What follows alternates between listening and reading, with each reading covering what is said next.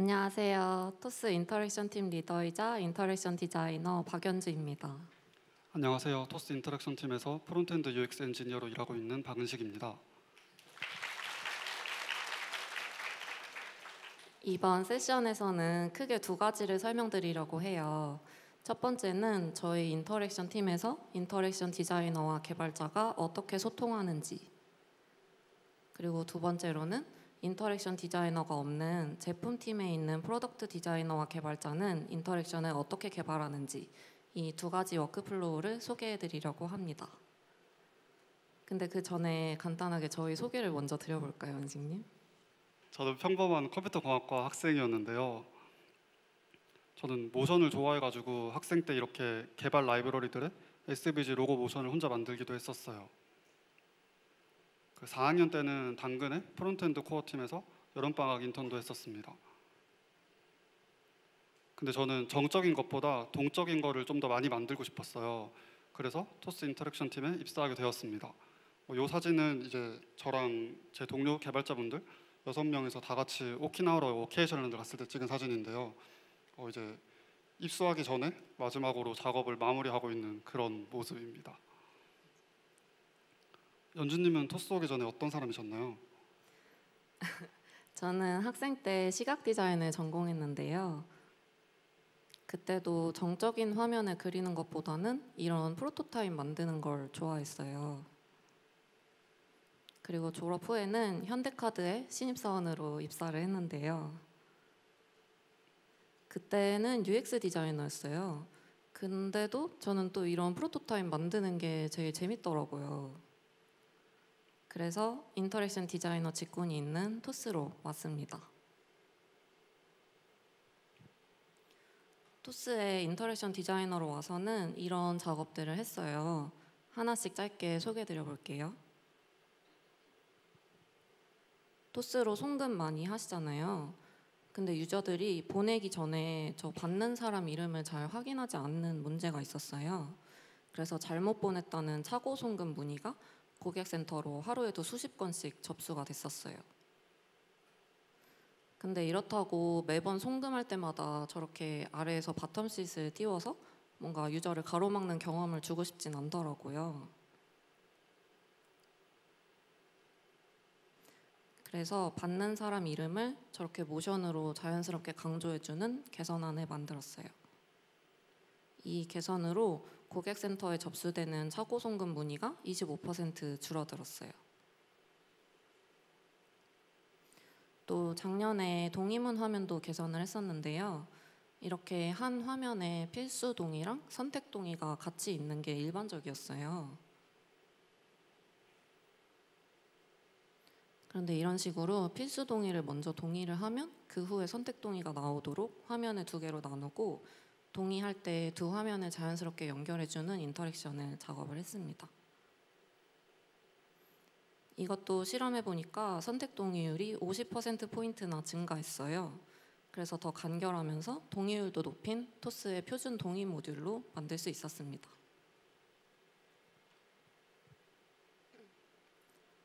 최근 작업도 한번 보여드리면 토스에서 비밀번호 입력해야 될 때 갑자기 이런 시커먼 화면이 뜨는데요. 이 비밀번호 입력 화면을 더 아름다우면서도 통과율도 높아질 수 있게 개선했어요. 요거는 지금 저희 팀 개발자분들이 열심히 전체 배포를 준비해주고 계십니다.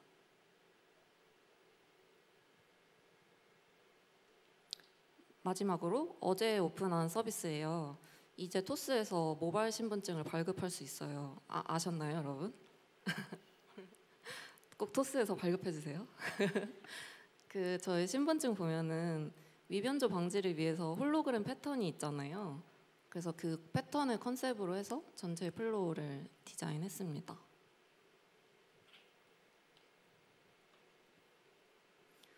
이런 인터랙션 디자인이 실제 앱에 반영되려면 개발을 해야 되잖아요. 근데 인터랙션 개발에 대해서 저희가 가장 많이 받는 질문이 있죠, 은식님?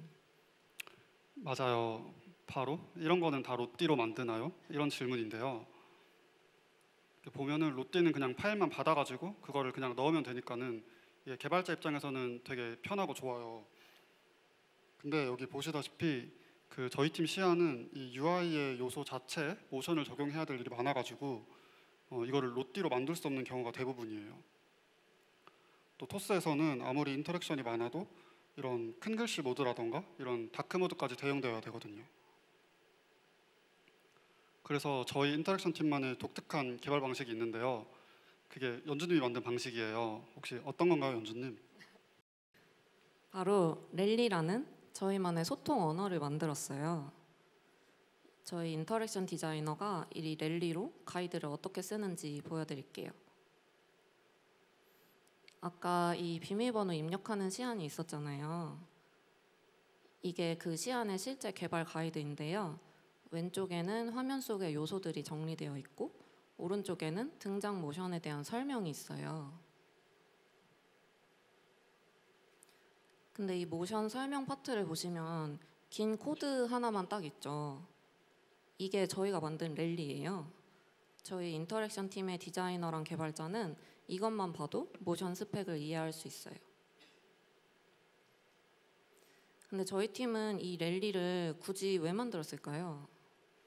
사실 저희도 처음부터 이 랠리라는 걸 만들어서 그걸로 가이드를 이렇게 써야지 이렇게 계획했던 건 아니에요.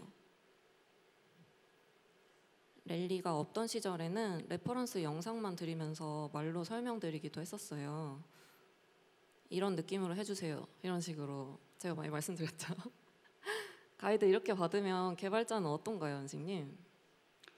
아니 이게 진짜 그 개발자한테 영상만 보고 이렇게 모션 똑같이 만들어 달라는 거는 되게 너무 가혹하더라고요. 이게 어디서부터 어떻게 만들어야지 이런 느낌이 날지 그런 게 감도 잘 안 잡히기도 하고요. 맞아요. 또 개발자분이 아무리 비슷하게 만들어 주셔도 뭔가 약간 느낌이 다르잖아요. 그래서 이렇게 레퍼런스 영상만 드리는 건 별로 좋은 방식이 아니었어요. 또 한 번은 아예 샘플 코드를 가이드 대신 드려보기도 했어요.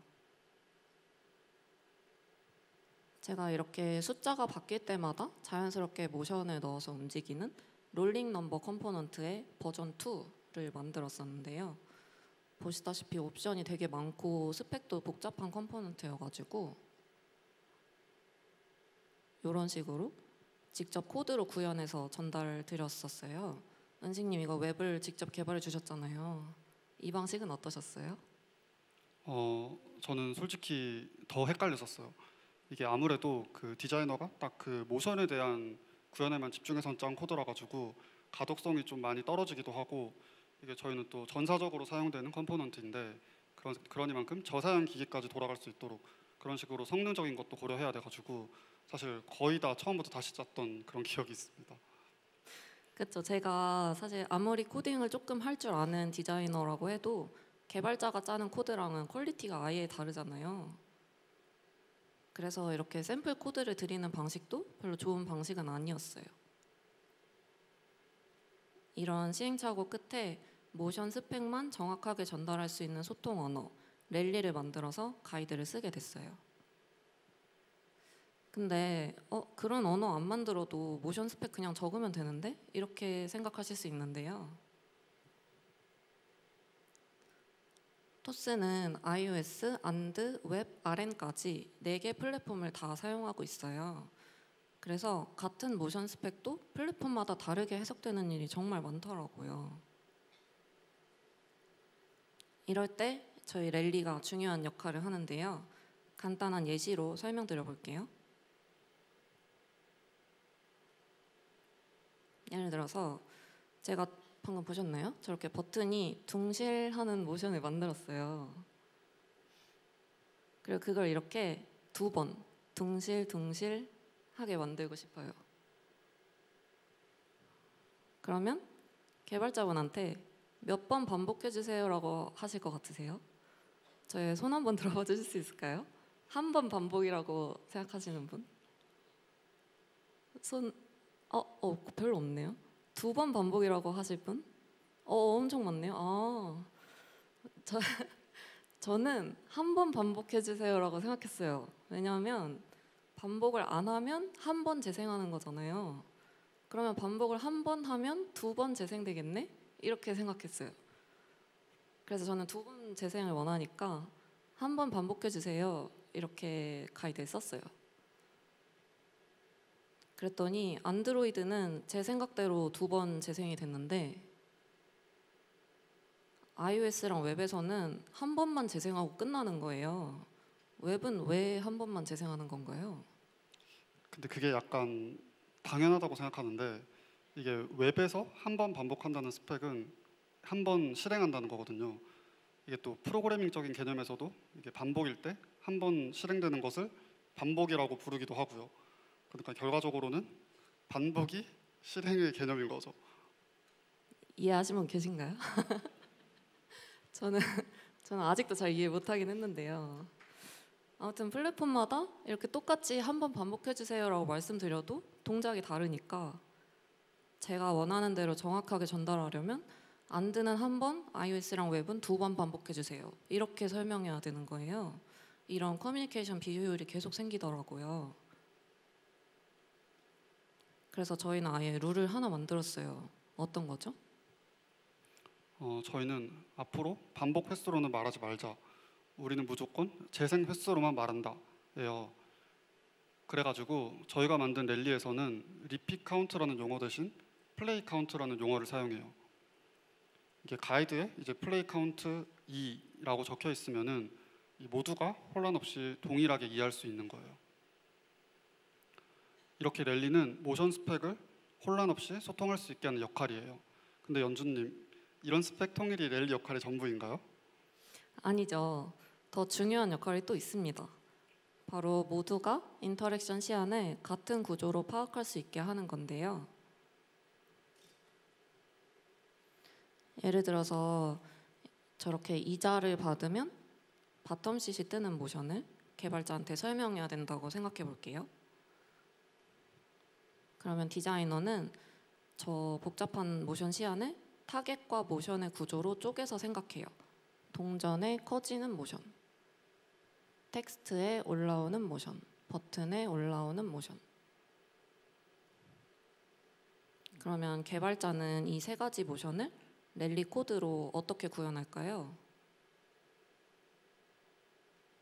iOS 랠리 코드를 먼저 보여드리면 이렇게 생겼는데요.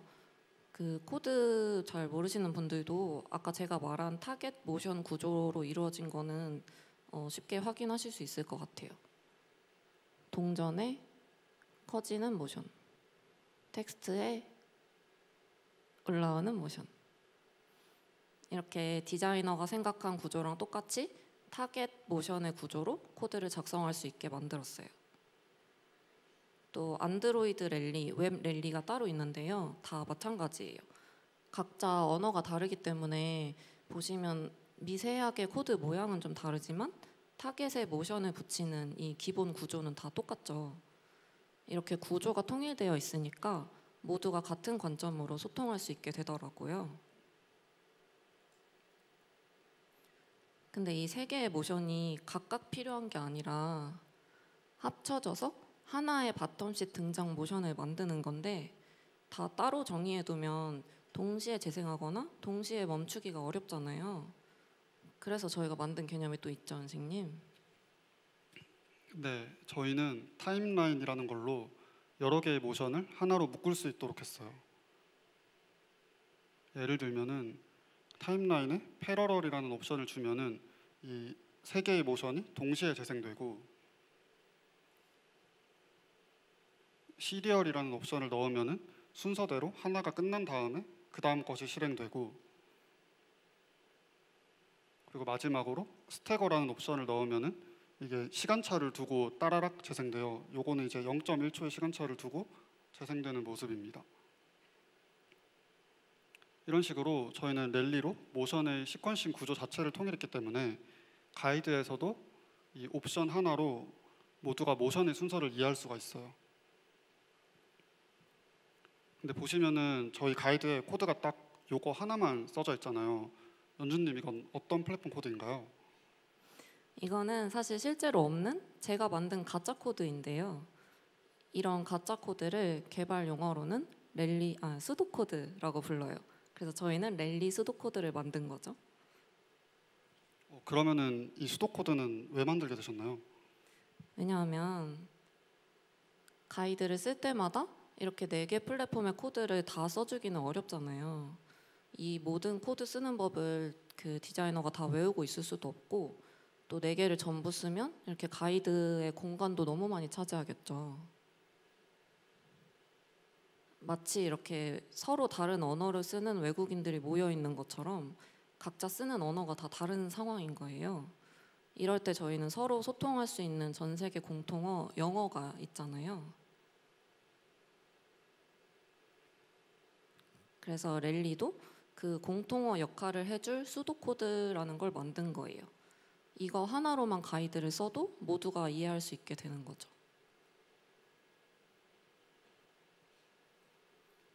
그리고 가이드의 수도코드를 그 개발자가 인스펙터라는 도구로 찍으면 저렇게 오른쪽 패널에 iOS, and, 웹, 랠리 코드가 자동으로 생성되도록 코드젠까지 만들었습니다.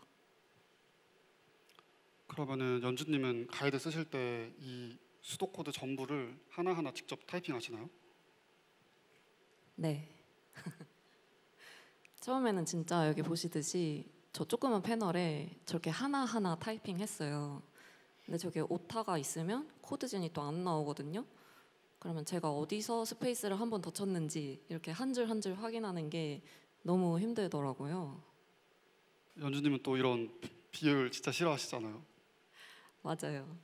그래서 랠리 에디터라는 자체 툴을 또 만들었습니다. 저희는 랠디터라고 부르는데요. 인터랙션 디자이너가 수도코드를 아까처럼 하나하나 타이핑할 필요 없이 클릭만으로 저렇게 스펙을 넣으면 오른쪽에 저런 식으로 수도코드가 실시간으로 자동으로 써져요. 그래서 코딩에 대해서 전혀 모르는 디자이너 분들도 누구나 쓰실 수 있는 거예요. 저희는 저런 식으로 랠디터를 이용해서 수도코드를 만들고 저 수도코드를 복사해서 개발 가이드를 작성하고 있습니다. 이렇게 해서 저희 인터랙션 팀의 워크플로우는 인터랙션 디자이너가 프로토타입 툴로 프로토타입을 만들고 랠디터로 수도코드를 작성하면 개발자가 본인 플랫폼의 랠리 코드젠을 확인하는 방식으로 정착이 됐어요. 그런데 토스를 보면은 이렇게 모션이 있는 화면들이 되게 많이 보이잖아요. 그러면은 이 모든 화면들이 다 이 동일한 과정을 거쳐서 만들어지는 건가요, 연주님? 그건 아니에요. 왜냐하면 모션이 필요한 모든 화면을 인터랙션 디자이너가 다 맡을 수 있다면 좋겠지만 각 제품팀에 계신 이 프로덕트 디자이너는 60명인데 토스 전체에서 인터랙션 디자이너는 3명뿐이거든요. 프로덕트 디자이너 분들은 간단한 모션만 빨리 넣고 싶을 때가 많은데 그럴 때마다 저희 인터랙션 팀에 협업을 요청하고 기다릴 수는 없잖아요. 근데 그렇다고 해서 프로덕트 디자이너 분들한테 이 워크플로우를 알려드리는 것도 좋은 방향은 아닌 것 같았어요. 왜냐하면 저희 팀은 저렇게 좀 복잡한 프로토타입을 만들고 또 되게 정교하게 구현하는 게 중요해서 이런 워크플로우를 만들었는데 사실 이런 정도의 간단한 모션이 필요한 제품팀에서는 훨씬 빠르고 쉬운 다른 워크플로우가 필요했거든요. 그래서 저런 간단한 모션은 디자인하다가 툴 바꾸지 않고 바로 1초 만에 만들고 또 수도코드나 가이드 작성 따로 하지 않아도 개발자가 바로 랠리 코드를 볼 수 있는 환경을 만들었어요. 여기 계신 은식님이 개발 어시스턴트 2분과 함께 밤낮으로 고생하시면서 만들어 주셨는데요. 은식님 한번 소개해 주실래요? 네. 먼저 그 디자이너분이 디자인하시다가 모션을 넣고 싶으시면은 A 단축키만 누르시면 됩니다. 그러면은 영상처럼 이렇게 1초 만에 모션이 적용되고요. 또 모션 자체를 한 땀 한 땀 직접 만들지 않아도 뭐 페이드 모션이나 아니면 슬라이드 모션처럼 이렇게 자주 쓰이는 모션들은 저기 보이는 것처럼 클릭 한 번으로 변경해서 적용할 수 있어요. 그리고 모션을 넣으면은 여기 하단 아래쪽에 프리뷰와 타임라인이 자동으로 이렇게 뜨게 되거든요. 그래가지고 내가 만든 모션을 바로바로 확인할 수도 있습니다. 또 이거는 개발자들한테도 동일해가지고 개발자는 이 화면만 눌러도 모션을 확인할 수가 있고, 오른쪽에 인스펙트에서 그 모션에 대한 플랫폼별 랠리 코드도 한꺼번에 확인할 수가 있어요. 보시면서 근데 저거는 무슨 툴이지? 이렇게 생각하실 수 있는데요. 바로 토스가 올해 초에 출시한 자체 디자인 에디터 데우스예요. 여기 계신 디자이너분들은 아마 대부분 피그마 쓰실 것 같은데요. 피그마 진짜 너무 좋은 툴인데 모션 만드는 거는 조금 힘들지 않으세요? 간단한 모션 하나 만들고 싶을 때도 저렇게 화면을 여러 개 복제해야 되고, 또 화면 안에서 반복되는 모션을 만들고 싶으면 따로 저렇게 컴포넌트로 만들어줘야 돼요. 그리고 그렇게 만든 모션을 내가 보고 싶으면 저 프리뷰 버튼을 따로 눌러서 저렇게 긴 로딩을 기다려야 되고, 좀 생각보다 번거롭잖아요. 저희도 작년까지는 프레이머라는 외부 에디터를 썼는데요. 저희가 만든 인터랙션 컴포넌트를 쓰려면 저렇게 좀 불편하게 연결하고 다시 넣고 이런 과정을 해야 됐고, 또 모션을 보려면 아까 피그마랑 똑같이 프리뷰 버튼을 누르고 한참 로딩을 기다려야 됐어요. 왜냐하면 프레이머 자체를 저희가 개선할 수는 없으니까 지금만큼 워크플로우를 발전시키기는 어렵더라고요.